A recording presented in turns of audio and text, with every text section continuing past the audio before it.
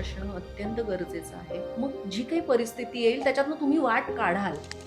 जे काय आहे ना रेडिओवर आपण म्हणजे हं. आपण दिसत नाही आहोत. फक्त आवाजाच्या थ्रू लोकांशी कनेक्ट करतोय. ही इतकी गोड गोष्ट आहे.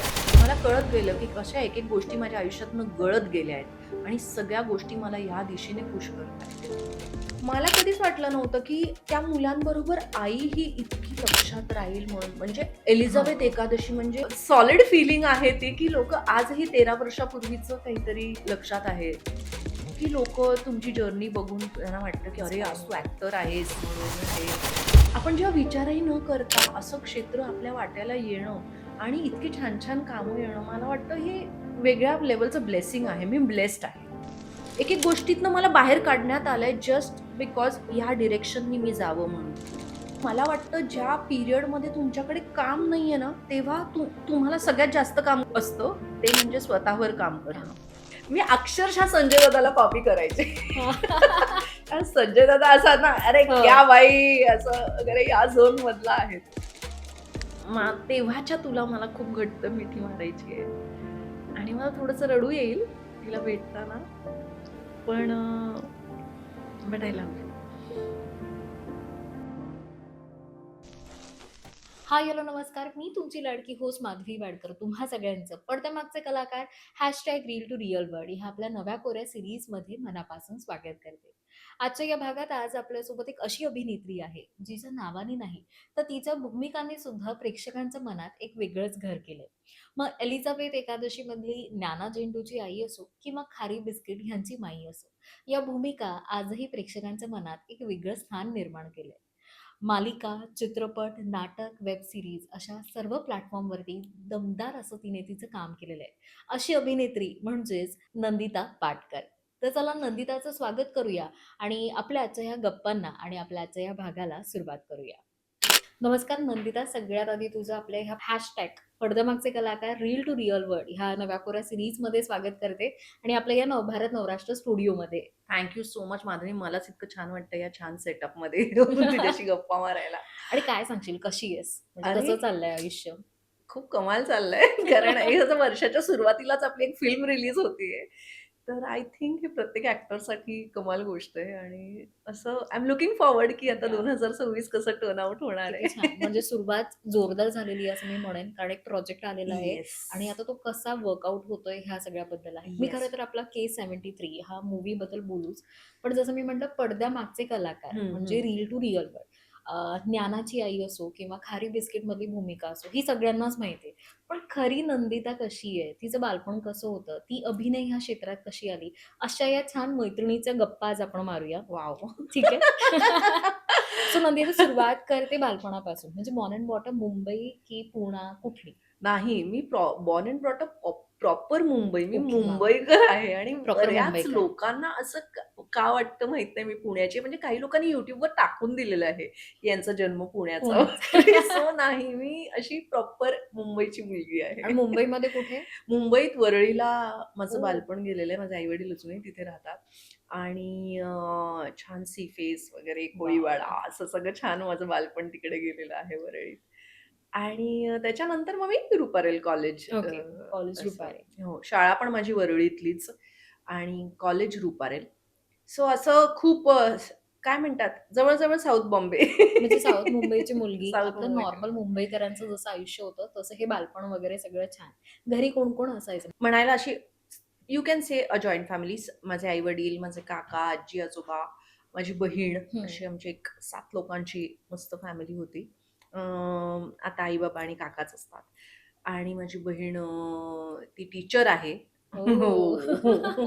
सो ती पुण्याला असते. ओके. बट या mostly my family is in Bombay आणि मी पण मुंबईतच असते आणि शिक्षण माझं सगळं मुंबईत झालेलं आहे. आणि सो मी प्रॉपर मुंबईकर आहे. काम मुंबईत करते. वॉव! पण नंदिता लहानपणी कशी होती? म्हणजे चुळबुळी, शांत, अभ्यासू की मस्तीखोर अशी? मी ना अत्यंत इंट्रोव्हर्ट होती. मला काहीच करायला आवडेल म्हणजे असे माणसांमध्ये मिसळणारी नाही काय किंवा असं काही नाही. म्हणतेस? हो. आणि माझ्या आईला खूप टेन्शन यायचं अगं, हां, की कसं होणार या मुलीचं म्हणून. मग ती हां. मला जबरदस्ती कुठेतरी डान्स क्लासलाच टाक, मग काहीतरी वक्तृत्वालाच हं, हं, घुसव हं, कुठेतरी आणि हं. मला त्यातलं काहीही आवडायचं नाही. ओके, म्हणजे लहानपणी असं काहीच नव्हतं, की नाही. कुठल्या रंगमंचावर किंवा आपण बोलतो ना स्टेज नाही, ते परफॉर्मन्स नंतर-नंतर सुरू झालं. सुरू झालं. पण ओके. अगदी जेव्हा मी लहान होते, तेव्हा हां, माझ्या आईने खूप प्रयत्न केले. मला इकडे घाल, तिकडे घाल, आपण हां. माझ्या मुलांमध्ये मिक्स होईल वगैरे.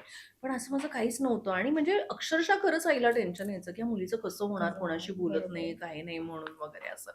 मग तिने मला मग मी जिम्नॅस्टिक्स शिकली आहे, मी मलखांब शिकली आहे. सो तिकडे शिवाजी पार्कला जे समर्थ व्यायाम हो. मंदिर आहे, तिथे मी आई मला रोज संध्याकाळी फरफटत साधारण घेऊन जायची, की नाही हे करायचं रोज. सो हळू-हळू मग ते असं थोडंसं आउटडोर ॲक्टिव्हिटीजमध्ये मग हळू-हळू माझ्यात थोडी ग्रोथ, डेव्हलपमेंट व्हायला लागली. मग मला आवडायला लागलं ते. मग आईने मला नाट्य प्रशिक्षण शिबिरात घातलं. असेच एक लोकल हं, असतात ना हं, असं. हं, हं. सो समहाऊ मी ते फार एन्जॉय केलं अगं. पण म्हणजे मला असं वाटलं नव्हतं, पण मला असं फार मज्जा आली ते हं, करताना. हं, हं. आणि मग पहिल्यांदा तेव्हा मग मी स्टेजवर उभी राहून एकपात्री छोटासा एक एकपात्री प्रयोग प्रयोग सादर वगैरे. केला हां. वगैरे असं सगळं. म्हणजे हे खूपच झालं माझ्यासाठी, टू मच होतं ते सगळं माझ्यासाठी. पण मग हळू-हळू मग त्याच्यानंतर मग मी शाळेत नाटकात भाग घ्यायला लागले ओके. वगैरे. असं जे एक हळू-हळू, हळू-हळू माझ्यात डेव्हलपमेंट व्हायला लागली आणि सो माझ्या आईचा खूप म्हणजे जरी त्यावेळी मला असं खूप आईचा राग यायचा, की "काय हे मला जबरदस्ती उगाच पाठवते, मला नाही आवडत आहे." बरोबर. बट देन त्यावेळी आईने ते सगळं केलं म्हणून मला वाटतं आज अ, त्या सगळ्या गोष्टींनी खूप कॉन्ट्रिब्यूट केलं माझी एक पर्सनॅलिटी डेव्हलप व्हायला म्हणून म्हणजे वगैरे. आज जर ही जी नंदिता आहे, तर ह्यात खारीचा वाटा किंवा सिंहाचा वाटा खारीचा नाही सिंहाचा ह्याचा वाटा वाटा आईचा आहे. माझ्या आईचा आहे. हो, हो, हो. लहानपणी आपल्याला विचारलं जायचं, की काय होणार मोठे होऊन किंवा स्वप्न काय? हो. तुला विचारलं की तुझं उत्तर काय होतं तेव्हा? खूप लहानपणी तर काहीच नव्हतं. हां. ओके. पण जेव्हा तू म्हणजे नाट्य शिबिर म्हणा किंवा हे हम्म. सुरुवात केली, त्यावेळेला असं काही होतं डोक्यामध्ये, की नॉट रिअली. असं काही माझं ठरलं नव्हतं तेव्हा. हं, हं. आणि पण कॉलेजमध्ये गेल्यानंतर हं. मग आपण जेव्हा एखादी स्ट्रीम सिलेक्ट सिलेक्ट करतो, करतो. हां. तेव्हा खूप माझ्या डोक्यात माझ्या बहिणीने ती एन-सी-सीमध्ये होती. सो मला तिला बघून आपण एक मोठ्या हो. भावंडांना बघून जे एक आपल्या मनात इमेज तयार होते किंवा त्यांच्याकडे बघून साधारण आपण अर्ध जग हो. थोडंसं अलीकडे जगायला लागतो असं, की ॲक्चुअली. हे आपण मला पण हे करायचंय असं करायचंय. करून. सो तेव्हा मला मग वाटायचं, की आपल्याला आपण पायलट होऊया म्हणून वगैरे आणि माझ्या काकांनी मला असं एक खूप डोक्यात घातलेलं, की पायलट हो तू म्हणून वगैरे त्याचं खूप मग मी सायन्स घेतलं वगैरे असं. मग मी एअरविंगमध्ये होते, एन-सी-सीच्या एअरविंगमध्ये ओके. होते. मग मी आर-डी-सीच्या परेडसाठी, रिपब्लिक डे परेडसाठी ट्राय करत होते वगैरे. असं सगळं ते इनिशियली हं, मला हं, वाटत हं, होतं हं. करावंसं. पण मग ती आर-डी-सीच्या परेडला मी रिजेक्ट झाले आणि त्याच्यानंतर मी इतकी डिप्रेस झाले आणि कॉलेजच्या शेवटच्या वर्षात हं, अगदी हं, हं. हे झालं आणि मग तेव्हा माझ्या एका मित्राने मला इंट्रोड्यूस केलं, की रुपारेल कॉलेजच्या नाटकाच्या ग्रुपमध्ये ये तू हं, म्हणून हं, वगैरे, हं, हं. असं तुला बरं वाटेल हं, म्हणून हं. वगैरे असं. सो तेव्हा मी नाटकाच्या ग्रुपशी इंट्रोड्यूस झाले. म्हणजे लोकं रुपारेलमध्ये ॲडमिशन घेतात खास नाटक नाटक करण्यासाठी. करण्यासाठी. येस. हो आणि माझा काहीही संबंध नव्हता. तर मला माहितीही नव्हतं नाटक काय आणि काय.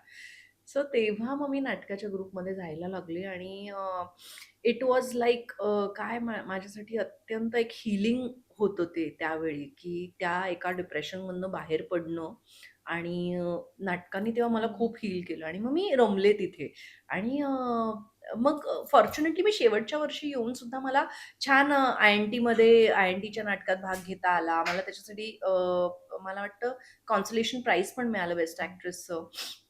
आणि मग यूथ फेस्टिव्हल वगैरे असं एक छान मला करत आणि त्या दरम्यान मला जी माणसं भेटली हं, म्हणजे हं. चेतन दातार ज्यांच्याकडे मी शिकले. सो हं, हं. चेतन दातार, दीपक राजाध्यक्ष हे मला त्यावेळी त्या अर्ली पिरियडमध्ये भेटले आणि सो मला एक नाटकाचं एक मार्गदर्शन मिळतं ना, की बरोबर. त्यांनी मला इंट्रोड्यूस केलं आविष्कारशी. ओके. आविष्कार या नाट्यसंस्थेची. तो चेतन यायचा तेव्हा हं, तिकडे हं. नाटक बसवायला. सो चेतन मला एक दिवस असंच म्हणाला, "येत जा तू तिकडे" म्हणून वगैरे असं. तर हं, मला हं. माहीतही नव्हतं काय आहे आविष्कार किंवा ही काय नाट्यसंस्था आहे. बरोबर. आणि मग कॉलेज संपल्यावर मग मी तिकडे जायला लागले आणि तेव्हा मग तिकडे सुलभा देशपांडे, विजय तेंडुलकर, अशी मोठी रोहिणीताई, अशी मोठी-मोठी माणसं असायची आणि म्हटलं, "बापरे! ही काय जागा आहे? इतकी मोठी-मोठी माणसं इथे येतात आणि नाटक करतायत" म्हणून वगैरे. सो मी तिकडे जायला लागले आणि असंच म्हटलं एक हौस म्हणून आपण नाटक करत पण राहू तेव्हा असं. भीती नाही वाटायची ह्या सगळ्यांमध्ये वावरताना किंवा ते सगळं हो, करताना? हो. मी नाहीच कुठे कशात पार्टिसिपेट मी फक्त जाऊन बसायची, बसायचे. बघायचे काय आणि मग ऑब्झर्वेशन. ऑब्झर्वेशन हां आणि मग कोणी काही सांगितलं, की अच्छा ह्याच्यात भाग हे कर हां, वगैरे हां. असं तर सो तेवढ्यापुरतं हं, हं. माझं पार्टिसिपेशन होतं. पण त्या वातावरणात राहणं सुद्धा इतकं शिकवणारं होतं, की मज्जाच आली मला. पण पण एवढं सगळं असून सुद्धाही मला कधी वाटलं नाही, की आपण या क्षेत्रात काम करावं म्हणून वगैरे. कारण मला ना हे ऑडिशन हं, आणि हं, हं. सगळं बरं आपण एक एक्ट्रेस वगैरे किंवा आपण एक हं, हं, हं. अभिनेत्री वगैरे होऊ. हं, हं. असं कुठेही एवढं आपल्यात असेल काही बरोबर. पोटेन्शियल हं, वगैरे असं हं. आवडतं इथपर्यंत ठीक आहे वगैरे. आणि ऑडिशन वगैरे देणं वगैरे म्हटलं बापरे! हे खूपच हिमतीचं काम आहे. आपल्यात नाही एवढी हिंमत बरोबर. वगैरे. सो मी कधीच विचार केला नाही या क्षेत्राचा, की आपण असं सगळं म्हणजे माझ्या ॲक्टिंग मते वगैरे त्यावेळेला करायला. हीलिंग म्हणून तुझ्यासाठी फक्त तो एक काळ होता, की तिथे तू हो, म्हणजे जाणं छान कारण तिकडे तू रमलो आपण रमत होती. एका काय म्हणतात फेल्युअरमधनं बाहेर पडून तुम्हाला जो एक वेळ लागतो त्याच्यातनं बाहेर पडायला बरोबर. आणि तर तो खूप माझ्यावर इम्पॅक्ट करणारा होता तो फेल्युअर. सो मला त्याच्यातनं बाहेर काढायला नाटकाने खूप मदत केली. सो माझ्यासाठी ते तेवढंच होतं, की ओके छान आपण हे विसरलोय आणि चला एका ठिकाणी याच्यात रमतोय. ह्याच्यात रमतोय. ह्याच्यात आपल्याला भाग घ्यायला मिळतोय वेगवेगळ्या नाटकांमध्ये आणि असं सगळं. सो लक्ष डायव्हर्ट करणं म्हणतात ना, ते तसं काहीतरी झालं माझं. Very nice. हो. पण आता हे म्हणजे पायलट हां, त्यातनं ते कुठेतरी फेल्युअर आलं. ते तू डिप्रेशन आणि ह्या सगळ्यातून तू नाटकांमुळे तुला एक वेगळी एनर्जी मिळाली. कुठेतरी आपण म्हणतो की सर्व्हाईव्ह होतो आणि हे सगळं रमत होतीस. आर-जे जॉकी म्हणजे हे कसं मग करियर मिळालं आणि ह्याची सुरुवात कशी झाली? ओके. सो मी ना नोकरी करायला लागले लगेचच हं, आफ्टर ग्रॅज्युएशन, हं. की मला असं झालं की नाही, नाही आता आपण नोकरी करायला लागूया. इनफ आपण ओके. आता इंडिपेंडंट झालं पाहिजे हं, वगैरे. हं, सो मी हं. नोकरी करत होते आणि त्याच्याबरोबर मला असं वाटलं की काहीतरी आपण म्हणजे अगदी ॲक्टिंग नाही, कॅमेरासमोर अगदी हं, आपल्यात हं, एवढी हं. हिंमत नाहीये. पण व्हॉइसिंग रिलेटेड काहीतरी आपण ओके. करू शकतो. बरोबर. सो मग मी आता सिन्स आविष्कारमध्ये जात होती, तर हं, म्हटलं हं. चला आपण एवढं आपल्याला नाही जमणार करायला, पण हं, हं, हं. रेडिओ ट्राय तर करूया आपण ऑल इंडिया रेडिओ. म्हणून मी ऑल इंडिया रेडिओची परीक्षा दिली. परीक्षा दिली. आर-जेची हं, हं. तेव्हा हं, परीक्षा होत होत्या. सो मी तेव्हा परीक्षा दिली हं. आणि मी क्लिअर झाले ते. सो तेव्हा मग मी रेडिओ जॉकी म्हणून तिकडे काम करायला सुरू झालं आणि मला इतकं छान होतं ते रुटीन, की माझी 9ची नोकरी हं, हं. 9:30चा माझा जॉब होता, जो हां. दादरला होता. सो मी राहत होते वरळीला. सकाळी मी 5:30चा शो करायची. 5:30 ते 8:30 9 पर्यंत माझा शो असायचा. 5:30 ते हं, हं. 6:30 आणि मग 8 ते 8:30 असा माझा शो असायचा तेव्हा. आणि मग तो करून मग मी ट्रेन पकडून दादरला यायची ऑफिसला. ओके. आणि मग माझं ऑफिस चालायचं आणि मग संध्याकाळी ते संपवून मग मी संध्याकाळी आविष्कारला जायची. अरे वाह! सो इतकं फॅब्युलस रुटीन होतं माझं आणि मग तेव्हा मग मी मला वाटतं साधारण वर्षभर मी रेडिओ जॉकी म्हणून काम केलं होतं. कशी होती ती जर्नी म्हणजे ते अरे, दिवस? खूप कमाल गं आणि मला असं वाटायचं सकाळी 5:30 ला कोण तुम्हाला ऐकतंय म्हणून वगैरे. पण नाही, रेडिओ ऐकणारा जो एक वर्ग आहे, तो इतका भारी आहे आणि सकाळी 5:30 ला स्टुडिओमध्ये फोन वाजतो.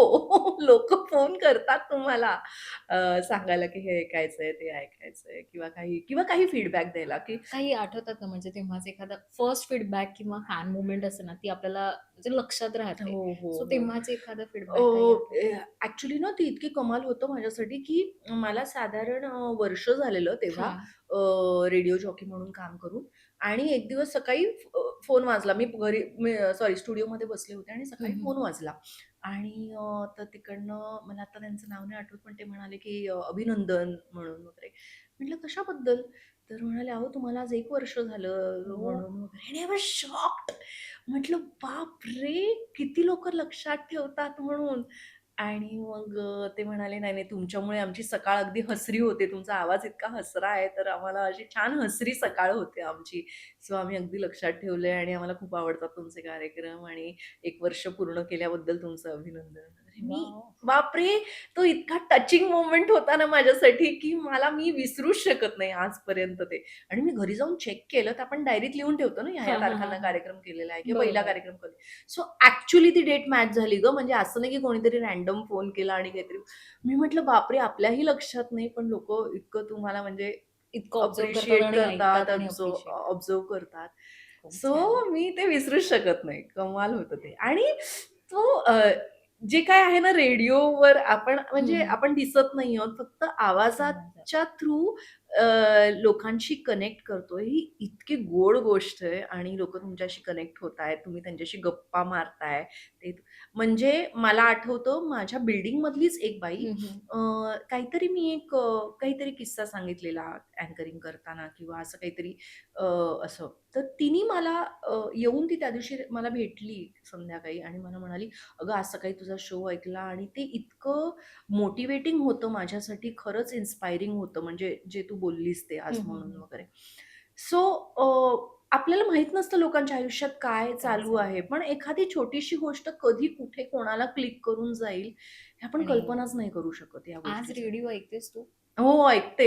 गाडीतनं येता-जाता येता-जाता. असं मी ऐकत असते आणि स्पेशली मराठी गाणी ऐकताना म्हणजे असं मला ते ऑल डेज इंडिया असं रेडिओ जास्त ऑल आठवतो. इंडिया मराठी गाणी ऐकताना नॉस्टॅल्जिया खूपच. आणि ते सगळं हो, काही असं हो, फील. हो. आणि त्याच्यानंतर मग 4 वर्षांपूर्वी उमा मॅडमनी म्हणजे जेव्हा त्या जे तिकडे बघत होत्या तेव्हा, तर त्यांनी मला रेडिओवर माझा इंटरव्ह्यू "तू येशील का इंटरव्ह्यू द्यायला?" असं त्यांनी मला ओह! विचारलेलं. अशीच नवीन वर्षाची हां. सुरुवात होती आणि तेव्हा मी करत नव्हते. आत्ता हल्लीची गोष्ट आहे 2-3 वर्षांपूर्वीची गोष्ट. सो त्याने म्हणाले, "तुझा इंटरव्ह्यू घ्यायचा आहे नंदिता, येशील का?" म्हणून म्हटलं, "ऑफ येईन." म्हटलं, "काय हा प्रश्न आहे?" आणि इतकी मजा आली मला त्या दिवशी तिकडे इंटरव्ह्यू देताना, देताना की अ, आपण म्हणजे असं जिथे तू त्या खुर्चीवर होती, हो, आता तू हो, ह्या हो, खुर्चीवर हो, आलीस. हो, हो. वॉव! मजा. It was such a wonderful great. Experience. Nandita पुन्हा मी येते. म्हणजे रेडिओ जॉकी तुझे मॉर्निंग रुटीन चालू होतं, काम होतं आणि आविष्कार. सो ह्या तिघांमध्ये जेव्हा ही लाईफ चालू होती, तेव्हा असं कधी वाटलं की नाही, अभिनय हे क्षेत्र कुठेतरी आवडतंय आणि त्याची सुरुवात झाली? खरं सांगू का मला अशी जाणीव नाही झाली, की अभिनय हे क्षेत्र हं, आवडतंय.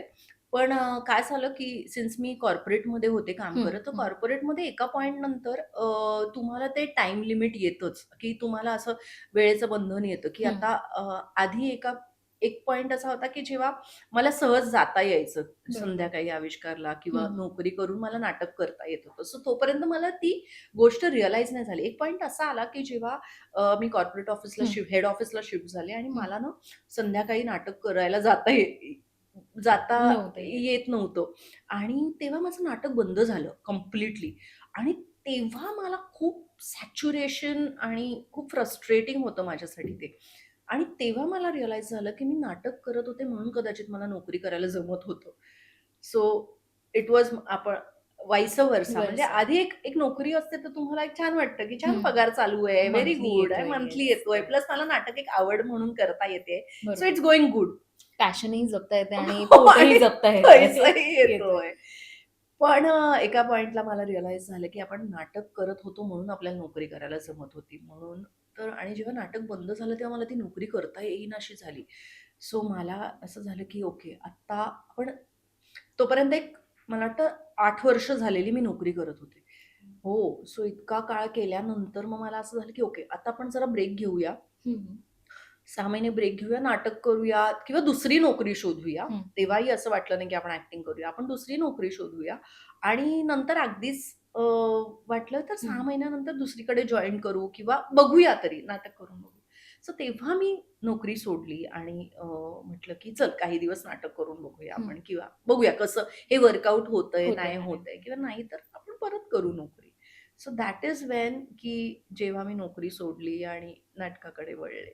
पण हा प्रश्न खूप कठीण असतो वाटत नाही का गं? कारण आयुष्यात अशा हो, ज्या काही फेजेस हो. असतात, जेव्हा तुला एक गोष्ट माहिती असते की खूप महत्त्वाची आहे. कारण ही सोसायटी वाईज सुद्धा आहे, तुला मंथली सुद्धा एक देते हं. आणि त्यावेळेला निर्णय असा घ्यायचा असतो की नाही कुठेतरी ब्रेक द्यायचा आहे आणि पॅशन जपायचं. हो. त्यावेळेला काय डोक्यामध्ये विचार? हो, कठीण होतं माझ्यासाठी कारण की ती फायनान्शियल सिक्युरिटी जी असते ना, ती तुमच्यावर एवढा पगडा असतो त्याचा, हं. की कठीण असतं हे ठरवणं, की आपण आता नोकरी सोडून पूर्ण वेळ या आणि क्षेत्राकडे जेव्हा आपल्याला सवय झालेली असते आपल्याला सवय झालेली असते त्या हां, एका मंथली पॅकेजची पॅकेजची. आणि हे खर्च, हां. कॅल्क्युलेशन सगळे ठरलेले असतात. पण जसं मी म्हटलं, की मी खूप सॅच्युरेट झालेली. मला शक्यच नव्हतं नोकरी करणं, की तेव्हा मी ठरवलं, की करून तर बघूया. अगदीच आपल्याला एक काहीतरी आणि सेव्हिंग्ज असतात. तुम्ही चला बरोबर. थोडे दिवस सेव्हिंग्ज आहेत, बघूया आपण करून. तेव्हा मग मी म्हटलं, की चला ठीक आहे, करून तर बघूया. नाही झालं तर आपण नोकरी करूच शकतो. तेव्हा मग मी नोकरी सोडली आणि लकीली तेव्हा आविष्कारमध्ये सुषमाताई बया दारुगड हे नाटक करणार होत्या. हं, सो तेव्हा मग आम्ही सगळीजण जमलो. म्हटलं हं, चला हं. आविष्कारपासूनच परत सुरुवात सुरुवात होईल करूया. आपली बरोबर. म्हणून वगैरे. येस. मग मी आविष्कारमध्ये जायला लागले आणि बया दारुगड हे नाटक, त्याच्या तालमी वगैरे असं सगळं सुरू झालं. आणि अ, असा ठरवलं नव्हतं पुढचा काही पाथ आपण काय करणार आहोत किंवा कुठे जाऊन ऑडिशन द्यायचं, कोणाला भेटायचं, हं, हं, हे काहीही माहीत नव्हतं तेव्हा. हं.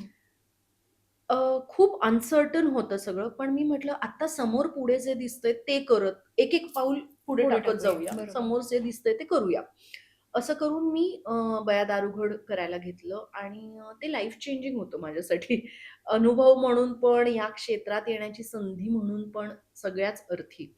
कारण की बया दारुगड हे नाटक वारी, विठ्ठल, सगळ्या संत स्त्रिया अशा असं एक वेगळंच कॉम्बिनेशन होतं ते. सो एक अनुभव म्हणून पण समृद्ध करणारं आणि सुषमा देशपांडेंबरोबर काम काम करणं. करत. सो पहिल्यांदा मी सुषमा देशपांडेंबरोबर तेव्हा काम करत होती. तोपर्यंत मी फक्त त्यांचं नाव ऐकून होती. त्या आविष्कारमध्ये यायच्या, जायच्या. वहिनी सावित्रीबाई त्या करत होत्या. सो त्या त्या ते माहिती होतं. तर त्यांना जेव्हा मी पहिल्यांदा बघितलं तेव्हा मला असं झालं, ह्या त्या उंबरठ्यामध्ये काम हां, केलंय हां. ह्यांनी म्हणून अशी त्यांची ओळख.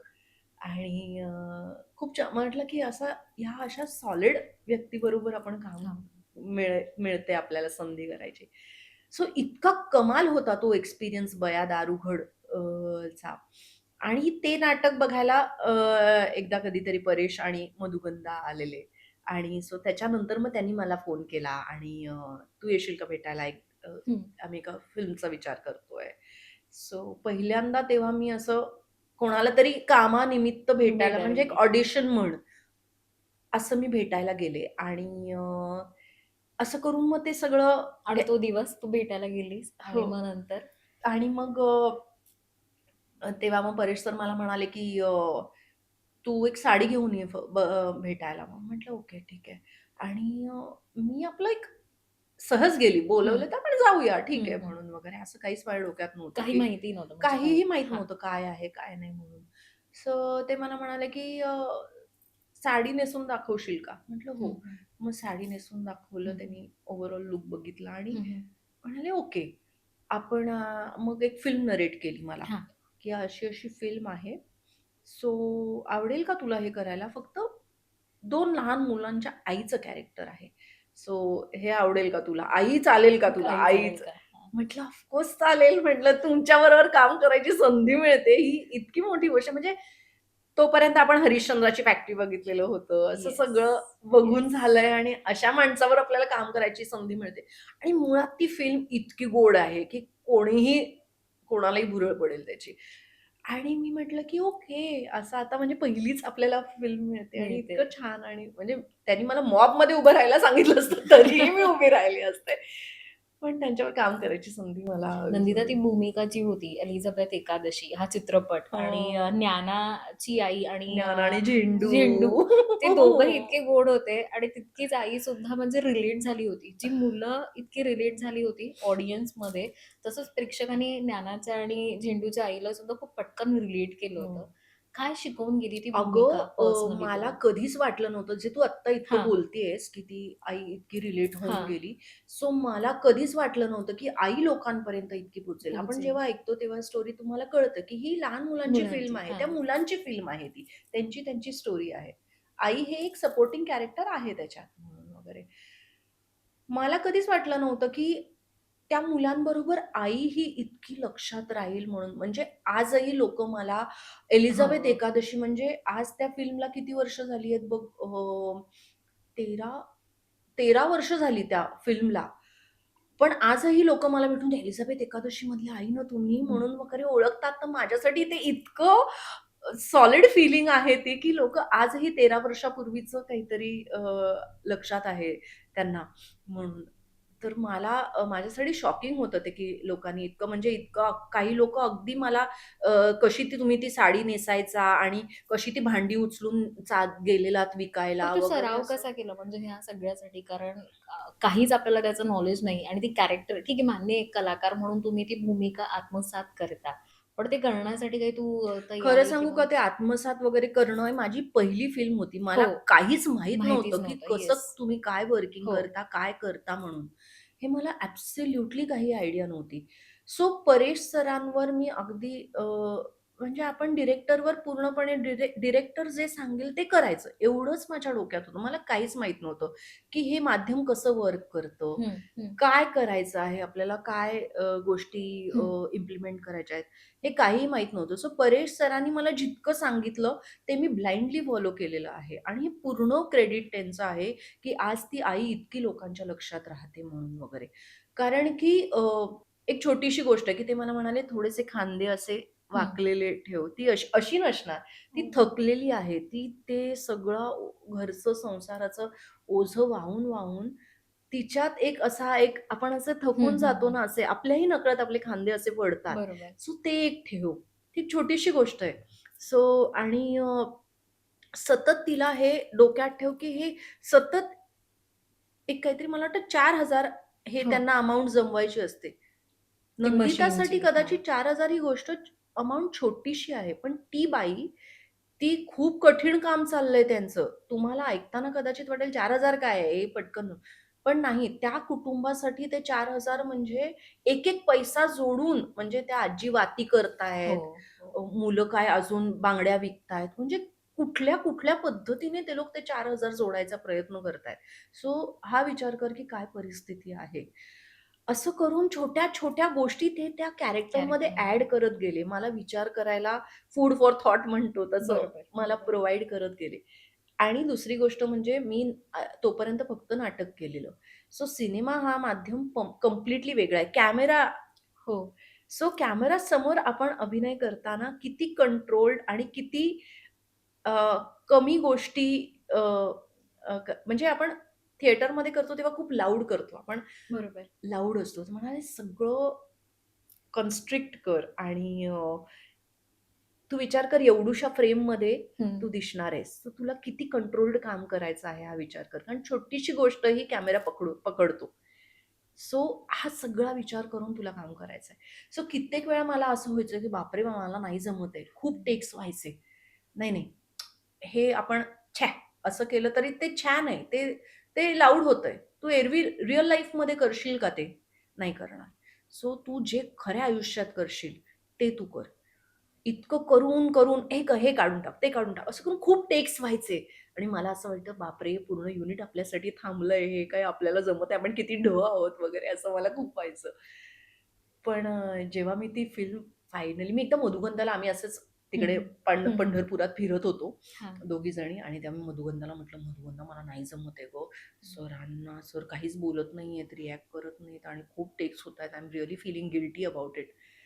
तेव्हा मधुगंधा मला म्हणाली, "हे बघ, परेश जोपर्यंत त्याला पाहिजे ते मिळत नाही तोपर्यंत तो तुझ्याकडनं करून घेणार. तेव्हा तू वाईट काम करते, चांगलं ह्याचा विचार करू नको. तो त्याला पाहिजे ते बरोबर तुझ्याकडनं काढून घेणार. तू बिनधास्त काम कर. तू हे काढून टाक डोक्यातनं म्हणून वगैरे. आणि मी तेव्हा म्हटलं, की ओके ठीक आहे. चल आपण हे सोडून देऊया म्हणजे हं, हा हं. विषय सोडून देऊया. सर करून घेतील आपल्याकडनं. जेव्हा आपण ते मोठ्या स्क्रीनवर बघतो, तेव्हा आपल्याला कळतं, की ते काय म्हणतायत आणि माझ्यासाठी खूपच लर्निंग एक्सपिरियन्स होता तो, की कॅमेरासमोर कसं काम करावं. आय थिंक शिबिर होतं एक शिबिर तुझ्यासाठी होतं पूर्णपणे, की कंप्लीट त्यातनं ॲक्टिंग ते स्कूल होतं सगळं माझ्यासाठी ते खरंच. आता ही एलिझाबेथ एकादशी असो, त्यानंतर खारी बिस्किट, हं. ती सुद्धा ती भूमिका हो सुद्धा गं. फार वेगळी म्हणजे सपोर्टिंग जरी असली, तरी माझ्या मते फार वेगळा इम्पॅक्ट एकदम वेगळीच वेगळे होती. माझ्या इम्पॅक्ट केला. स्वभावाच्या अगदी विरुद्ध आणि हां. आत्तापर्यंत केलेल्या भूमिकांच्या अगदी विरुद्ध होती ती. आणि मला जेव्हा संजय दादांनी फोन केला विचारायला, त्यांनी माझं एक नाटक बघितलेलं, आमच्या हिचं प्रकरण हं, म्हणून. हं. त्याच्यातही असा मी एक कॉमेडी एक बाई आहे, जिला टीव्ही बघायचं व्यसन आहे, हाउसवाईफ हं, आहे. हं, तिला हं. टीव्ही बघायचं व्यसन आहे आणि आता सीरियलचं सगळं तिला असं वाटतं, की आपल्या आयुष्यात घडतंय. ओके. इतकं ती ते रिलेट करते दिवसभर बघून तिला ते आपल्या आयुष्यातही तेच घडतंय असं तिचं झालंय. सो असा एक मजेशीर रोल होता तो. हां. सो तो करतानाही तेव्हा मला प्रश्न पडलेला, की हे का मला विचारतायत हा रोल म्हणून वगैरे. कोणीही इतके छान-छान कॉमेडी. तर तेव्हा तो रोल बघून मला संजय दादांनी तेव्हा तो बघितला आणि ही वॉज सरप्राईज्ड, की बापरे! हे असं काहीतरी. सो तेव्हा त्यांनी मला फोन केला, की असं-असं मी फिल्म करतोय, तू करशील का? तर मी तेव्हा अशी शॉक झाले. म्हटलं, "काय? मी कसं काय करू?" तर संजय दादा मला म्हणाला, की "तू माझ्यावर विश्वास ठेव आणि कर हे." म्हणून. म्हटलं, "ओके, ठीक आहे." पण हे म्हटल्यानंतरही आम्ही वर्कशॉप्स केले. त्यांनी माझ्याकडनं ते वाचून घेतलं, घोटून घेतलं. ते काही मला समहाऊ मला असं वाटलं, की हे काय आपल्याला जमत नाहीये. आणि मग ऑन सेट मला असं झालं, की कसं करता येईल हा बिनधास्तपणा? कारण ती साधारण हं, हं. त्या वस्तीतली डॉन आहे. माई हे कॅरेक्टर. ती अत्यंत हो. हो. त्या कुळवडी. मुलांसाठी खूप हळवी आहे ती. तिचा खूप जीव आहे त्या मुलांवर. बरोबर, पण तशी ती वस्तीतली डॉन आहे. तिथला बॉस आहे ती. म्हणजे तिच्या बरोबर. शब्दाबाहेर नाही कोणी असं. हे कसं करायचं आपण? सो मी अक्षरशः संजय दादाला कॉपी करायचे. हां. कारण संजय दादा असा ना, "अरे क्या हो. भाई!" असं वगैरे या झोनमधला आहे तो. सो मी संजय दादाला बघायचे, कसा वावरतो हा? काय करतो? आणि तो जेव्हा आम्ही वर्कशॉप करत होतो, तेव्हा तो जसं डायलॉग बोलायचा, ते माझ्या डोक्यात मी फिट करून घ्यायचे. आणि मी म्हटलं, "हे आपण आपण संजय दादाला कॉपी करूया. आपल्याला नाही कळत आहे ना, आता आपण संजय दादाला कॉपी करूया." आणि असं करून मी ते केलं आणि मला इतकी मजा आली ना यार. आणि पहिल्यांदा असं आपलं हिरोसारखी एंट्री-विंट्री शूट होते. असं मी त्या स्कूटरवर बसलीये येस, येस. आणि मी माझी एंट्री वगैरे शूट झालीये. मला म्हणलं भाई ये इसमें मजा है. म्हणजे राउडी रोल केल्याचा एक रावडी रोल थ्रिल असा एकदम. पूर्ण. हो, हो. नंदिता, एक अशी छान छोटी मुलगी इंट्रोवर्ट आपण जी बघितली होती. त्याच्यानंतर इतकं काही ठरवलं नव्हतं स्वप्न, की अभिनय क्षेत्रात येणार वगैरे. पण अभिनय क्षेत्रात आलीस आणि फार वेगवेगळे तुला भूमिका मिळाल्या आणि ज्या प्रत्येक भूमिकेने मी म्हणेन एक वेगळी छाप पाडली. तर जेव्हा आज मागे वळून ह्या सगळ्या भूमिकांकडे जेव्हा तू बघते, मग बटर चिकन असो, खारी बिस्किट असो, एलिझाबेथ असो, काय वाटतं, की काय गोष्ट होती तुझ्यामध्ये, की ज्याच्यामुळे तुला हे सगळ्या भूमिका किंवा हे सगळे चित्रपट तुला मिळत होते, मालिका असो किंवा ह्या सगळ्या गोष्टी, आणि जो पडद्यामागचा तुझा स्ट्रगल जसं तू सांगितला, कारण कॅमेरा फेसिंग आणि हे सगळं माहिती नव्हतं. ह्या सगळ्या स्ट्रगलमध्ये कुठली गोष्ट जी तू स्वतःमध्ये ठेवत होती आणि जी तुला पुढे चालण्यासाठी मदत करत होती? माझ्यात अशी काय गोष्ट होती मला नाही माहिती.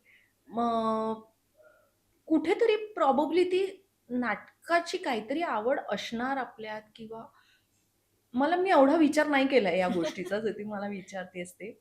पण माझी आई ना रेशनिंग ऑफिसमध्ये काम हं, करायची आणि ती खूप हौशी आहे. म्हणजे बरं. ऑल इंडिया रेडिओला जेव्हा मी होते आर-जे म्हणून, तेव्हा ती मला हेल्प करायची, की अ, काय बोलता येईल आपल्याला उद्याच्या हां, कार्यक्रमात वगैरे. हे आम्ही रात्री बसून दोघी ठरवायचो आणि मग हां. काय कारण मला मराठी गाण्यांचं ज्ञान नव्हतं, काहीही नव्हतं. सो तिला खूप आवड या सगळ्या हं, गोष्टींची. हं. सो ती मला हेल्प करायची, की कसं. मग मी जेव्हा लहान होते तेव्हा ती रेशनिंग ऑफिस मध्ये असताना ती नाटकात वगैरे भाग हं, हं. घ्यायची. सो मला घरी सांभाळायला कोण नाही म्हणून ती मला रिहर्सलला न्यायचे आणि मी तिकडे बसून टाईमपास करायची. तेव्हा मी मग ते बघितलंय सगळं. मला माहीत नाही काय, कुठे, कसले संस्कार झाले आहेत, पण ते कुठेतरी तुमच्यात तो किडा होता जो होता. बाहेर आला. आणि खरं तर आय फील सो ब्लेस्ड, की मला हे माझ्या वाट्याला आलं, जेव्हा मी याचा विचारही केला नव्हता. कारण की इतकी लोकं तुमची जर्नी बघून त्यांना वाटतं, की "अरे, इन्स्पायर आज तू होतात. ॲक्टर आहेस येस. म्हणून हे." असं म्हणतात. पण आपण जेव्हा विचारही न करता असं क्षेत्र आपल्या वाट्याला येणं आणि इतकी छान-छान कामं येणं, मला वाटतं हे वेगळ्या लेव्हलचं ब्लेसिंग आहे. मी ब्लेस्ड आहे. इतकं हे मी खूप मनापासून म्हणते. आणि ह्या प्रवासात जी हां. माणसं मला भेटत गेली ना, हं. माधवी, ती खूपच कमाल. मी नशिबान म्हणते माणसांच्या बाबतीत स्वतःला, की इतकी कमालीची कमाल म्हणजे माणसं. आविष्कार रुपारेल कॉलेजपासनं चेतन म्हणा, दीपक म्हणा, आणि आज मला खूप वाटतं, की चेतन असता तर अजून किती छान-छान आम्ही शिकलो असतो आणि इतकं अजून सतत खूप ग्रो अजून छान होत राहिलो राहिलं असतो, असतं. किंवा आम्हाला सगळ्यांना कुठेही आज काम करताना असं वाटलं असतं, की अरे हा रोल आलाय तर मग आपण चेतनला जाऊन विचारावं, की काय करता येईल? कसं करू मी हे? हे जे आपण मिस करतो ना, एक टीचर मिस करतो ना, ते होतं. तर दीपक राजाध्यक्ष, चेतन, आमचे काकडे काका, आविष्कारचे, सुषमाताई, खूप माणसं भेटत गेली. परेश सर, मधुगंधा आणि मला वाटतं मला खूप कमालीचे डिरेक्टर्स भेटत गेले आणि मी त्यांच्याकडनं शिकत गेली. म्हणजे आज या भूमिका लोकं लक्षात ठेवतात ते कंप्लीटली ह्या लोकांचं क्रेडिट आहे. काशीनाथ घाणेकर करताना अभिजित देशपांडे होता. सो ह्या भूमिका लोकं लक्षात ठेवतात. पण अ, ह्या भूमिका करायला ज्या माणसांनी मला हेल्प केली किंवा ज्यांच्यामुळे ते इफेक्ट माझं मी माणसांच्या बाबतीत खूप लकी आहे. खूप निखिल छान. साने सर ज्यांनी मला हे एलिझाबेथ एकादशीच्या वेळी सुद्धा, आत्ता सुद्धा काशीनाथ घाणेकर त्यांनी त्यांनी मला फोन केलेला, की "नंदिता अशी-अशी भूमिका आहे, तर तू ये." सो खूप माणसं म्हणजे आता मला असे झाले, की किती लोकांची नावं नावं घेऊ. घेऊ आणि हे पण खूप माणसं जी काही माझ्या आयुष्यात आहेत, ती कमालीची आहेत आणि त्यांच्यामुळे मला वाटतं मी आज इथे बसून आय हे थिंक त्या सगळ्या या माणसांनी प्रवासाबद्दल तुझ्यातल्या ह्या बोलू शकते. वेगवेगळ्या भूमिका पडद्यावरती आणल्या आणि त्या तुझ्या छटा ज्या आहेत, की ते तुझे कलाकाराचे वेगवेगळे रंग आज आम्हाला बघायला हो, मिळाले. हो. पुढे आपण जसं म्हटलं, की आता हे हॅपी मोमेंट झालं किंवा हे छान-छान ब्लेसिंग झालं. पण कलाकाराची लाईफ फक्त हॅपी गो लकी असं नसतं. कारण अप्स एंड डाउन्स कलाकाराच्या आयुष्यात हे येतातच. काही छान फेजेस असतात, काही लो फेजेस सुद्धा असतात. मोस्टली जेव्हा की मालिका अचानक बंद पडणं किंवा काही चित्रपट न चालणं किंवा मी अनेक कलाकारांचं ऐकलंय, की काम मिळतं, हं. पण काम कन्सिस्टंटली मिळत राहणं हो, हे हो. खूप कठीण आहे. खरंय. सो ह्या सगळ्या फेजेस तुझ्या आयुष्यात सुद्धा आल्या असतील आणि त्यावेळेचा काळ कशा पद्धतीने तू हँडल केलास? 100% या क्षेत्रात तर तुम्ही ह्या सगळ्या फेजेसपासनं वाचू शकत नाही. शकत त्या नाही. येस. येणारच तुमच्या आयुष्यात. तुम्ही किती प्रिपेअर्ड आहात, तुम्ही किती ग्राउंडेड आहात, हे अत्यंत गरजेचं आहे. मला वाटतं जेव्हा आपण काम करत असतो, तेव्हा मला वाटतं आपण ही एक बॅक ऑफ द माइंड आपण एक माणूस म्हणून तयार होणं अत्यंत गरजेचं आहे. कारण की तुम्ही स्ट्राँग राहणं हं. कारण आज तुमच्याकडे काम आहे, उद्या असेल नसेल ह्याची गॅरंटी नाही. पण मग त्या परिस्थितीत तुम्ही कसे सर्व्हाईव्ह कराल? ह्यासाठी सतत स्वतःला प्रिपेअर करत राहणं किंवा एक माणूस म्हणून हं. खमकं होणं हे अत्यंत गरजेचं आहे. आणि मला वाटतं ज्या पिरियडमध्ये तुमच्याकडे काम नाहीये ना, हं. तेव्हा तुम्हाला सगळ्यात जास्त काम असतं ते म्हणजे स्वतःवर काम काम करणं. करणं. हे खूप गरजेचं आहे स्वतःवर सतत काम करत राहणं. त्यामुळे आपण नवीन रोल्स जेव्हा येतील त्याच्यासाठी तयारीत राहू. प्लस हे फ्रस्ट्रेशन जे आहे, की हो. या पिरियडमध्ये, की माझ्याकडे काम नाहीये. हं. त्याच्यावर मात करण्यासाठी तुमची मेंटल हेल्थ इतकी गरजेची गरजेचं आहे. आहे. कारण की आत्ता फक्त अभिनय करून गरजेचं नाहीये गं. इतके प्रेशर्स आहेत बाकीचेही सोशल मीडिया म्हणा किंवा मला वाटतं आता ॲक्टर्सकडनं इतकी अपेक्षा असते, इतक्या आजूबाजूचे प्रेशर्सच इतके असतात, की अभिनय राहतो बाजूला.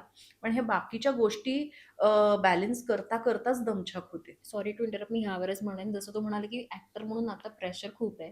आय थिंक कॉम्पिटिशन तुम्हाला आता फक्त कलाकारांमध्ये नाहीये तर आज अचानक असं सुद्धा दिसतंय की एखादा माणूस रात्रीतनं सुद्धा मोठा हिरो किंवा हिरोईन बनते आणि मग ही जेव्हा कॉम्पिटिशन होते मग ते इन्फ्लुएन्सर असो किंवा आज तुमचे फॉलोअर्स किती आहेत ह्या गोष्टी चेक केल्या खरंय. जातात. तुम्ही किती नाटकं केली आहेत किंवा किती अभिनय काम केलंय ह्यापेक्षा तुम्हाला किती जण फॉलो करतायत ह्या गोष्टी जेव्हा बघितल्या जातात तर कुठेतरी ह्या सगळ्या गोष्टी खटकतात का? फॉलोवर्सचं जे तू म्हणालीस, तो आकडा जरा ना त्रासदायक आहे सगळ्यांसाठीच, की कारण की मी जे म्हटलं, की अभिनय राहतो बाजूला, बाकीच्या फॅक्टर्सवरनंच तुमचं हा रोल तुम्हाला द्यावा का न द्यावा अशा गोष्टी ठरत जातात. आता हे जरी त्रासदायक असलं, तरी ती आत्ताचा हा काळ आहे, ही आत्ताची परिस्थिती आहे आणि आपल्याला ती एक्सेप्ट करून पुढे जाणं गरजेचं आहे. त्याला काहीच इलाज नाहीये. मला कितीही त्याचा त्रास झाला, तरी ही परिस्थिती अशी आहे आणि ती एक्सेप्ट करणं गरजेचं आहे. सो आपण त्या पद्धतीने कसं स्वतःला अपग्रेड करू शकतो किंवा आपण त्या सगळ्या सिनारिओमध्ये आपण कसे त्याच्यात फिट होऊ शकतो. मग तुम्हाला तुमच्या पद्धत ती तुमची पद्धत असेल. ती तुम्ही ठरवा. कसं तुम्हाला या सगळ्या सिनारिओमध्ये दिसत राहायचंय किंवा काय करायचंय. अ, आणि मला असं वाटतं, की एक ॲक्टर जो असतो तो त्याच्याकडे त्याचं काम येईल. त्यांनी स्वतःवर काम केलेलं आहे. त्याला माहिती आहे तो काय करतोय. सो ज्या पद्धतीच्या भूमिका कदाचित नॉन ॲक्टर असेल, जो रातोरात जसं तू म्हणते फेमस फेमस झालाय होतो. येस. किंवा एक ॲक्टर जो अ, शिकून एक-एक पायरी चढत-चढत वर आलाय. ह्याच्यातलं ह्याचं काम आणि ह्याचं काम ह्याच्यात 100% फरक असतो. सो मला वाटतं, की ती प्रत्येकाची वेळ असते, की ठीक आहे आता ही वेळ आहे, ही ह्याची वेळ असेल किंवा ते आणि प्रत्येकाचा स्ट्रगलही वेगळा आहे अगं. कारण की काही लोकं रातोरात फेमस होतात, काही लोकं एक-एक पायरी चढत चढत वरती जातात. वरती येतात. सो त्यांची ती जर्नी आहे आणि ती जर्नी मला वाटतं खूप महत्त्वाची आहे. पण अगेन मग तो ज्याचा त्याचा प्रश्न आहे, की तो कसा व्हावा आणि मला असं वाटतं, की प्रत्येक ॲक्टरने आपापल्या पद्धतीने आपला मार्ग ठरवावा, की त्याला कुठल्या पद्धतीने जायचंय किंवा ह्या सगळ्या सिनारिओत आपण आपल्याला कसं बसवायचं आहे. बरोबर. वेळेनुसार बदलणंही अत्यंत गरजेचं आहे. सो त्यामुळे अपग्रेड करणं आणि आत्ताच्या वेळेला हे महत्त्वाचं आहे. सो आपण कसं स्वतःला त्या गोष्टीशी अडॅप्ट करू शकतो हेही तितकंच गरजेचं आहे. तुम्ही फार त्रागा करत बसलात हं. त्या गोष्टीचे, की हे असंच होतंय, तसंच होतंय, तर तुम्ही काहीच करू शकणार नाही. ते एक्सेप्ट करून ते त्यातनं एक्सेप्ट करून सोल्युशन त्यातनं काढणं. सोल्युशन काढणं, तुम्ही त्या परिस्थितीशी अडॅप्ट करून पुढे जाणं हे गरजेचंच आहे. कारण हे बदलत राहणारच आहे. आज हे आहे, उद्या दुसरं काहीतरी असेल. हे बदलत राहणारच आहे. बरोबर. सो त्याप्रमाणे स्वतःला बोथ. बदलणं. हं. कुठल्या भूमिका अशा तुला वाटतात, की ज्या तुला करायची इच्छा आहे किंवा ज्या अजूनपर्यंत मिळाल्या नाहीयेत? स्पेसिफिक असं नाहीये काही.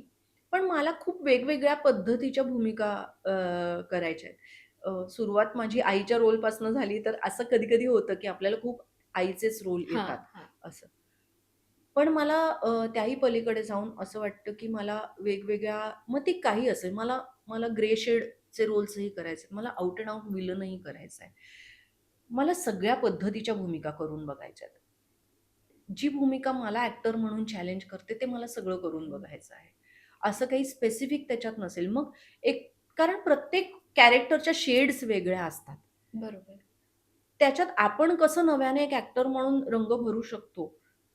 त्या सो सगळ्या भूमिका. त्या सगळ्या मला करून बघायच्या आहेत. जे आपल्याला पिळवटून टाकेल, जे ॲक्टर म्हणून मला चॅलेंज करेल. असं वाटेल, की नको ॲक्टिंग सोडून द्या. असं इतकं तुम्हाला तुमच्या कम्फर्ट झोनमधनं बाहेर काढेल. अशा सगळ्या गोष्टी मला करून बघायच्या. नंतर कोणती अशी गोष्ट की जी रोज तुला इन्स्पायर करते? म्हणजे आपल्या प्रत्येकाच्या लाईफमध्ये गोष्ट असते, एक स्वप्न असतं. त्याच्यासाठी अनेक जण जगतात. आपण झगडतो, उठतो, त्याच्या मागे पळत असतो किंवा इन्स्पिरेशन असतं प्रत्येकाचं. तुझ्या स्वतःच्या आयुष्याचा एक मंत्र म्हणा किंवा एक इन्स्पिरेशन काय आहे? अ, मंत्र असं नाही म्हणता येणार, पण मला प्रत्येक क्षणाला ही जाणीव आहे, की हे जे मला आज मिळालंय ना, ते अत्यंत मोलाचं आहे आणि अत्यंत कारण मी ह्या गोष्टीचा विचारही केला नव्हता. मी कधीच ह्याचा विचार केला नव्हता.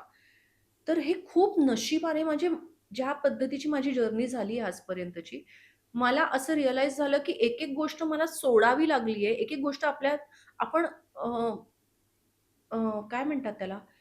एक-एक गोष्टीतनं मला बाहेर काढण्यात आलंय जस्ट बिकॉज ह्या डिरेक्शननी मी जावं म्हणून. आणि हे क्षेत्र माझ्या वाट्याला आलेलं आहे. त्यामुळे मी खूप ब्लेस्ड समजते स्वतःला आणि त्यामुळे मला असं वाटतं, की ह्याचं पूर्ण चीज मला करता आलंच आलंच पाहिजे. पाहिजे. आणि मला स्वतःला त्यातनं इतकं सॅटिस्फॅक्शन मिळतं. सो मला मला हे जे काही माझ्या वाटेला आहे, त्याला मला न्याय देता आला पाहिजे. ही धडपड आहे. ह्याचा त्रासही होतो कधी-कधी, की आपल्याला आपण मनासारखं आपण जसं केलं पाहिजे तसं काम करतोय की नाही याचा सेल्फ डाऊट येतो. किंवा आपण एखादी भूमिका आपल्याकडे येते तेव्हा पूर्ण आपण त्याला जस्टिस देतोय का? पूर्ण ओतून काम करतोय का? असं सतत एक झगडा असतो ह्या हं, सगळ्या हं, हं. गोष्टींच्या मागे. हा या प्रवासाचा भाग आहे, पण मला हे मी खूप व्हॅल्यू करते, जे आज मला मिळालेलं मिळालं. आहे. आणि त्यासाठी जे सतत करत राहिलं पाहिजे, त्या सगळ्या प्रयत्नात आपण असलं पाहिजे आणि जे एक मोटिव्हेशन म्हणतात ना, हं, तर हं, धिस हं. इज माय मोटिव्हेशन, की हे आपल्याला मिळालं आणि हे आपण छान केलं पाहिजे. जे मिळालंय त्याला व्हॅल्यू देणं आणि त्याच्यासाठी पूर्णपणे 100% हो, देणं असं. हो. एका मुलाखतीमध्ये तुझ्या डिव्होर्सबद्दल सुद्धा तू सांगितलं होतं. ती जी फेज आहे ती एक्सेप्ट करणं तुला खूप कठीण गेली होती. मी म्हणेन की खरंच रिअल लाईफमध्ये सुद्धा म्हणजे कलाकार म्हणून आपण जगत असतो. तुमचे ग्लॅमर जग असतं, ह्या सगळ्या गोष्टी असतात. पण तिथेच एक माणूस म्हणून सुद्धा एक वेगळं जग चालू असतं हं, आणि हं. त्याच्यामध्ये खूप वेगवेगळ्या गोष्टी घडत असतात. ही जी फेज आहे, आज अनेक कलाकार त्यांचं डिप्रेशन असो किंवा अँक्झायटी असो किंवा त्यांच्या आयुष्यातले काही ज्या फेजेस आहेत ज्या ओपनली बोलतायत. हं. कारण कुठेतरी आज तुम्हाला ऑडियन्स फॉलो करतो, हो, हो, तुमच्याकडून हो, हो, शिकतायत त्या हो. गोष्टी. तर ही जेव्हा फेज तुझ्या आयुष्यात सुद्धा होती, मी तुला पुन्हा तोच प्रश्न विचारेन, की जेव्हा ही फेज आली, त्यावेळेला ती हँडल करणं किती कठीण होती आणि त्यावेळेला तुझं करियर आणि मेंटल हेल्थ ह्या दोन्ही कशा पद्धतीने तू सांभाळलंस? 100% कठीण होती कारण की एकटं राहणं किंवा हे इतका मोठा निर्णय घेणं अ, आपलं अपब्रिंगिंग नसतं असं. ॲक्चुअली. तर त्यामुळे पहिलं तर आपल्यालाच ते पचवणं जड जात असतं. आणि त्यात तुम्ही अशा क्षेत्रात आहात की जे इतकं अनस्टेबल आहे. आज तुमच्याकडे जसं तू मगाशी हो. म्हणाली, आज काम आहे, उद्या काम नाहीये आणि अशा परिस्थितीत तुम्ही एकटं असणं, हे जरा कठीणच असतं. पण मला वाटतं आपण जेव्हा आपल्या निर्णयांची जबाबदारी स्वतः घेतो, तेव्हा त्याच्यातनं आपण मार्ग काढतो. आणि जसं म्हणतो, की पाण्यात पडलं की पोहायला येतं. तर ते तसं काहीसं आहे. पण म्हणजे आपण आपल्या आयुष्याची जबाबदारी घेणं, निर्णयांची जबाबदारी घेणं, हे अत्यंत गरजेचं आहे. आणि या सगळ्या पिरियडमध्ये अ, जसं मी म्हटलं, की छान माणसं भेटणं, मी हो. जे नशीबवान आहे या बाबतीत. ती छान माणसं भेटत गेली, ज्यांनी मला खूप शिकवलं, ज्यांनी मला स्ट्राँग बनवलं. आणि बऱ्याचदा काय होतं ना, तुम्हाला मदतीची गरज नसते. तुम्हाला फक्त हवं असतं, की कोणीतरी आहे पाठीशी उभं. इतकंच हवं असतं. तुमच्यात असतं ते पोटेन्शियल, की तुम्ही लढाल आणि तुम्ही तुमचं स्ट्रगल पार कराल. तुम्ही तुमचं आयुष्य पुढे न्याल. हे तुमच्यात असतं. प्रत्येकात असतं. तुम्हाला बऱ्याचदा फक्त एक हवं असतं, की एक कोणतरी आहे पाठीशी उभं, की ज्याच्यावर आपण अ, उद्या पडलो तर माहिती कोणीतरी उचलेला तुम्हाला. इतकंच हवं असतं तुम्हाला. सो अशी माणसं आयुष्यात मिळणं खूप गरजेचं असतं आणि मला वाटतं ती खूप मिळाली मला. आणि हे काम, जे मी तुला आत्ता मगाशी म्हणाले, की इतकं नशिबाने माझ्या वाट्याला आलंय, तर ते काम माझ्यासाठी खूप हीलिंग होतं. खूपच. म्हणजे पैसे, फायनान्शियल सिक्युरिटी हे तर आहेच. ते येत गेलं. बरोबर. पण नाटक करताना म्हणा, तुम्हाला जो एक आउटलेट मिळतो तुमच्या इमोशन्ससाठी, तुमच्या आतमध्ये जे काही साचलंय ते बाहेर पडण्यासाठी. सो हे तुम्हाला हील करत जातं. आणि मी या दरम्यान खूप मेडिटेशन करायचे. सो मेडिटेशनने मला खूप मदत केली ह्या या सगळ्या पूर्ण जर्नीमध्ये ह्या तुझ्या. पूर्ण जर्नीमध्ये. आणि मला वाटतं जेव्हा तुम्ही या क्षेत्रात आहात, तेव्हा मी तर सजेस्ट करीन ह्या क्षेत्राचं नाही, हे सगळ्यांसाठी आहे, की तुम्ही माणूस म्हणून आतून स्ट्राँग असणं अत्यंत गरजेचं आहे. मग जी काही परिस्थिती येईल त्याच्यातनं तुम्ही वाट काढाल. तुम्ही 100% काढाल. कारण ते पोटेन्शियल प्रत्येक माणसात आहे. पण ते पोटेन्शियल समजण्यासाठी पहिलं स्वतःच्या आत बघणं बघणं गरजेचं आहे, जे महत्वाचं आहे. आपण खूप टाळतो. स्वतःशी संवाद करणं खूप टाळतो. खरंय, खरंय. आणि कठीण प्रश्न स्वतःला विचारणं टाळतो, की हे तुम्ही ह्याच्यात खुश आहात का? हे करताय त्याच्यात आनंद मिळतोय का? किंवा जे आयुष्य जगताय, ते तुम्हाला हवंय का तसंच? किंवा आणि तेव्हा मग जी उत्तरं मिळतात, त्याच्यावर तुम्ही काही पावलं उचलता. सो हा जो संवाद फार गरजेचा आहे. पावलोपावली, ॲक्चुअली. पावलोपावली हा संवाद गरजेचा आहे. मला तुम्हाला नंदिता सॉरी टू इंटरप्ट पण आत्तापर्यंत जेवढं आपण बोलणं केलं, मला ना नंदिता एक स्ट्रॉंग वुमन वाटली. म्हणजे एक स्ट्रॉंग पर्सनॅलिटी असते ना, की ती आतून खूप स्ट्रॉंग आहे. म्हणजे बाहेरून हसरी, गोड जरी दिसली, तरी आतून नंदिता खूप असे काही अनुभव घेऊन किंवा टक्के टोणपे खाऊन ती इतकी स्ट्रॉंग बनली आहे, की काही आता वादळं येऊ दे, ती त्याच्यासाठी तयार आहे. सो मी म्हणेन, की एक मेसेज म्हणून मी तुला विचारेन, की आज सुद्धा अनेक स्त्रिया आपण म्हणतो, की आपण 100% आपण सगळं करू शकतो. पण तरी कुठेतरी मागे हरतात किंवा त्या मागे थांबतात. त्या 4 लोकांचा विचार करून डिसिजन घेण्यासाठी, निर्णय घेण्यासाठी किंवा मी जर हा निर्णय घेतला तर फॅमिली काय म्हणेल, सोसायटी काय म्हणतील, हा सगळा विचार करून मग त्यांचं करियर असो, त्यांचं आयुष्य असो किंवा एकटेपणाला घाबरतात कुठेतरी. हं, हं. तुला काय वाटतं, की हो. एकटेपणा खरंच इतका जितकी भीतीदायक तो वाटतो तेवढा तो खराच असतो का? तो भीतीदायक असणार आहे, 100% असणार आहे. पण तो तुम्हाला खूप शिकवणारा असणार आहे. आपल्याला कोणालाच सवय नसते एकटेपणाची. पण तो तुम्हाला खूप शिकवून जातो. तुम्ही जेव्हा स्वतःबरोबर एकटे असता, ते जे मी म्हटलं, की तुम्ही स्वतःशी बोलायला लागता, तुम्ही स्वतःचे प्रॉब्लेम्स नीट बघायला लागता. कारण एरवी तर आपण 4 लोकांच्या दृष्टिकोनातूनच विचार करत विचार असतो करत अगं, असतो. की बरोबर. हा काय म्हणेल, तो काय म्हणेल, हे कसं होईल, ते कसं होईल, मला हे जमेल का? सेल्फ डाऊट इतका असतो. पण जेव्हा तुम्ही स्वतःशी बोलाल, तेव्हाच तर तुम्ही स्वतःला हिंमत देऊ शकता, की मी करून तर बघते.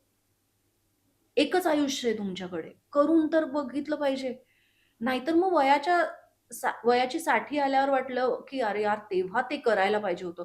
हा जो पश्चाताप आहे ना, तो फार जीवघेणा आहे. फारच. असं कुठला रिग्रेट तुला तुझ्या लाईफबद्दल आहे, की तेव्हा ही गोष्ट करायला हवी होती, जी नाही केली गेली? असे छोटे-छोटे बरेच आहेत आणि ते असणार आहेत. पण पण एखादा असा पश्चाताप असतो ना, की यार शिट तो दिवस पुन्हा पाहिजे, की तो मी रिकरेक्ट करू शकली असते. मला असं वाटतं, की कदाचित मी ॲक्टिंग जरा लवकर सुरू केली असती तर म्हणजे खूप सिरियसली ह्याचा विचार करून हे पहिल्यापासून जर करियर म्हणून बघितलं केलं असतं, तर असतं. मला वाटतं जास्त मजा आली असती. पण ठीक आहे, तोही एक प्रवास असायचा होता. मला त्या सगळ्या फेजमधनं जायचं होतं आणि मग म्हणून कदाचित आज मी ही गोष्ट जास्त व्हॅल्यू करते. कारण की ती अशी इतकी गोल फिरून-फिरून माझ्याकडे आली आहे. बरोबर. म्हणजे समोर तुम्हाला दिसतंय तुम्ही नाटकात काम करताय, सगळं करताय, तरीही तुम्ही त्या वाटेने जात नाही. मग तुम्ही नोकरी करता, मग अजून काही घडतं, अजून काही घडतं आणि सगळं करून नंतर तुम्हाला वाटतं, की चल आता करूया नाटक असं. सो मला त्या फेजमधनं जायचं होतं कदाचित आणि मला कळत गेलं, की कशा एक-एक गोष्टी माझ्या आयुष्यातनं गळत गेल्या आहेत. आणि सगळ्या गोष्टी मला ह्या दिशेने पुश करतायत. म्हणून मी जे म्हणते, की मी खूप सांभाळते ही गोष्ट, मी खूप व्हॅल्यू करते ही गोष्ट. कारण ही खूप मला नशिबाने मिळालेली गोष्ट आहे. आणि आज जेव्हा तुमचं लोक काम अप्रिशिएट करतात, हं. तेव्हा तुम्हाला त्याचा एक शिक्कामोर्तब होतं, की हो, हेच करण्यासाठी तुझा साठीच. जन्म झालेला बरोबर. आहे. हे तुझ्या नशिबात होतं. You were supposed to do this. हे खूप तुम्हाला छान. तेव्हा रिअलाईज होतं. तर त्यामुळे मला असं वाटतं, की आपण आयुष्यात रिस्क घेणं अत्यंत गरजेचं आहे. तुम्हाला जे वाटतंय रिस्क घेणं हाही मोठा शब्द झाला. तुम्हाला जे आतून वाटतंय ना, ते करून बघणं अत्यंत गरजेचं आहे. कारण की ते जर तुम्ही आत्ता केलं नाही, तर तुम्हाला त्याचा नंतर जो पश्चाताप होईल, त्याचा इतका त्रास होतो. त्यामुळे लोकांचा विचार करणं लोकं कायम बोलत राहणार आहेत. पण लोकांचा विचार करत राहिला, तर तुम्ही तुमचं आयुष्य जगायचं राहून जातं. हे ही चूक करू नये. खूप छान, खूप छान. खूप छान वाटलं तुझ्याशी गप्पा मारून आणि वेगवेगळ्या विषयांवरती बोलता आलं. खरं तर असं वाटतं, की तुझ्याकडे एक साठा आहे आणि ज्याच्याबद्दल आपण त्या अनुभवांबद्दल बोलू शकतो, की नंदिता ह्याबद्दल काय म्हणशील? ह्या टॉपिकवर तुझे खरं तर तुला विचार सांगू काय का? आहेत? म्हणजे आपल्यालाही माहीत नसतं आपण एवढं काय-काय असं म्हणजे आपण म्हणजे खूप असं वाटतं कधी-कधी काय प्रश्न असणार आणि काय हां, बोलायचं आपण म्हणून हां. वगैरे हा प्रश्न मलाही पडतो. पण असं अशा छान गप्पा गप्पा रंगल्या ना, की रंगतात. कुठलं-कुठलं काहीतरी कॉलेजच्या दिवसाचं हां. आणि काय-काय आपल्याला आठवायला म्हणजे लागतं. कामं तर आहे, कामं होतायत, कामं हो, चालतायत. हो, पण हो. त्यासोबतच हे जे अनुभव असतात हो. आणि ह्या ज्या आठवणी असतात, हो, त्या फार असं अचानक प्रिलियस आहेत. तुम्हाला आठवतं, की "अरे हो, हे पण चाललेलं आणि मग हे पण." मग अचानक हे असं एक-एक बाहेर पडतात. बाहेर नाहीतर येतात. असं आपण नुसतं बसून कधीतरी विचार करतो, पण हां. असं वाटतं, की "अरे बापरे! आता उद्या जाऊन काय बोलायचंय मला?" हाही प्रश्न असं पडतो. मुलाखतीच्या आधी टेन्शन आजही येतं तुला? मला येतं. हां. मी काय बोलणार? माझ्याकडे काय आहे बोलायला? असं होतंच मला. म्हणून भरपूर काही आहे तुझ्याकडे बोलायला. आणि नंतर हे बोलताना, "अरे हो, हो, हे पण सांगायचं होतं आपल्याला, हे पण सांगायचं." असं सांगायचं एक-एक होतं. छान. त्यामुळे मलाही गप्पा मारायला आणि इव्हन मज्जा मला येते. सुद्धा म्हणजे मी आता त्या नंदिताच्या जर्नीमध्ये गेल्यासारखं मला ते सगळं आठवतंय. कारण वरळी तू म्हणाली, मी सुद्धा वरळीची आहे. सो ओह! येस किती छान. सो त्यामुळे मला तो वरळी सी फेस तो सांगताना तो आठवत होता. रुपारेल कॉलेज आणि एव्हरीथिंग. सो साउथ मुंबई म्हटल्यावरती मला माहिती की काय आपण कशा आणि असतो. अगं आत्ता मी वरळीला गेले हां, जेव्हा, तर ती वरळीचं चित्र इतकं बदललेलं आहे बदललाय. ना, मला त्रास होतो खूप बघून ते ते. जुनं सी फेस अजूनही म्हणजे असं जु वाटतं की ते यार हो ते तो आणि जो सी फेसचा तो होता, सगळा काय पट्टा आणि ते मज्जा होती आणि म्हणजे. आत्ता नुसत्या मोठ्या-मोठ्या बिल्डिंग्स. बिल्डिंग्स, टॉवर्सच दिसतात तिकडे. म्हणजे मला असं वाटतं हे वेगळ्याच कुठल्यातरी जागी आपण आलेलो हां, म्हणजे आहोत. ती चाळ आणि ते चाळीतलं आयुष्य हो, हो, आणि ती हो. वरळीतली मजा, ती पूर्णपणे कुठेतरी हरवते असं हरवलेली आहे. वाटतंय. Absolutely, absolutely. खूप छान वाटलं. एक लास्ट सेगमेंट येस. आहे, ज्याच्यामध्ये आपण एक कॉल लावायला देतो आणि हा कॉल लागणार ज्याच्याशी तुला बोलायचं आहे. सो मी हा कॉल त्या नंदितालाच लावते, जी 10 वर्ष आधीची नंदिता आहे आणि जर का आजची नंदिता, मग ती शाळेतली तुझी असो नंदिता किंवा कॉलेजची असो, कुठल्याही एज ग्रुपमधली, जिच्याशी तुला हम्म. वाटतं की आज तुला बोलायचंय किंवा काही गोष्टी सांगायच्या राहून गेल्या. जर आज हा कॉल त्या नंदिताला लावलायस, तर काय तिच्याशी बोलशील? बापरे! हा कठीण कॉल आहे. येस. हो, मला माहिती आहे तुला शाळेत जायला अजिबात आवडत नाही आणि पण तरी तू जातेस आणि शाळेच्या दारापर्यंत पोहोचल्यावर ताईला सांगतेस, की माझ्या पोटात दुखतंय, मला नाही जायचंय आता घरी आणि मग ती चिडत तुला घरी सोडते. हे सगळे उपद्व्याप तू करत असतेस, पण तरी तू छान आहेस आणि तू घाबरलेली असतेस. तुला फार मित्र-मैत्रिणी आवडत नाहीत. पण तुझं एक छोटं-छोटं काही-काही चालू असतं अँड आय लव्ह यू. तू तेव्हा जशी होतीस तेव्हा अ, तेव्हाच्या तुला मला खूप घट्ट मिठी मारायची आहे आणि मला थोडंसं रडू येईल तिला भेटताना. पण बट आय लव्ह यू. काय बदल झाला असेल आधीची नंदिता आणि आतामध्ये, की कुठली एखादी गोष्ट आहे की जी आजही तू जपून ठेवली आहेस? म्हणजे आपले काही स्वभाव असतात किंवा जे आपण अनुभवातून बदलतो, की आधी मी अशी होती, आता मी अशी आहे. कुठली गोष्ट बदलली आहेस आणि कोणती गोष्ट जी अजूनही कायम आहे त्या नंदितामध्ये? मला वाटतं मी थोडीशी इंट्रोव्हर्ट आजही आहे. मला असं पटकन अ, जाऊन मैत्री करता येत नाही. पण एकदा मैत्री केली की मग मी घुसते त्याच्यात. मग ती मग घट्ट ती मैत्री. मग म्हणजे लोकांना वाटेल ही हे व्हर्जन कुठलंय आणि हे व्हर्जन कुठलंय आधी भेटलेली. सो मला आजही जरा कनेक्ट करताना लोकांची जरा भीती वाटते.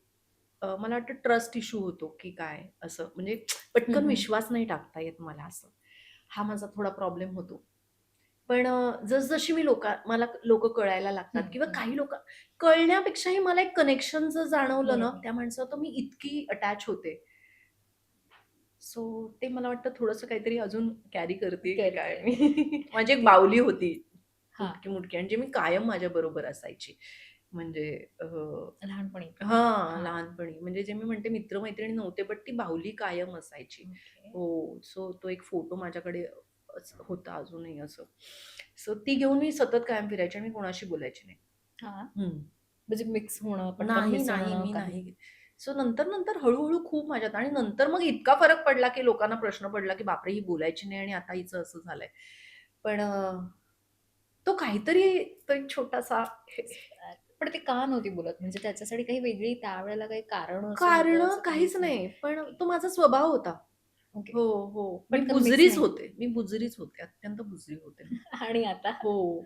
आता मी मे बी आता मी बोलायला शिकले, पण तरीही अ, जे मी म्हणतात कनेक्ट झाल्याशिवाय मला तितक्या अशा मनमोकळ्या गप्पा नाही गप्पा मारता मारते. येत. असं. आय थँक टेक तू माय आज टाईम. मनमोकळ्या गप्पा मारल्यास त्याच्याबद्दल. नाही यार. मलाच खूप मजा आली. छान. थँक पुन्हा एकदा थँक म्हणेन. तू इथे आज आलीस वेळात वेळ काढून आणि अशा खूप सुंदर असा संवाद, गप्पा, गोष्टी, आठवणी हो, हो. सगळं काही खूप झाल्या. एकत्र झालं असं.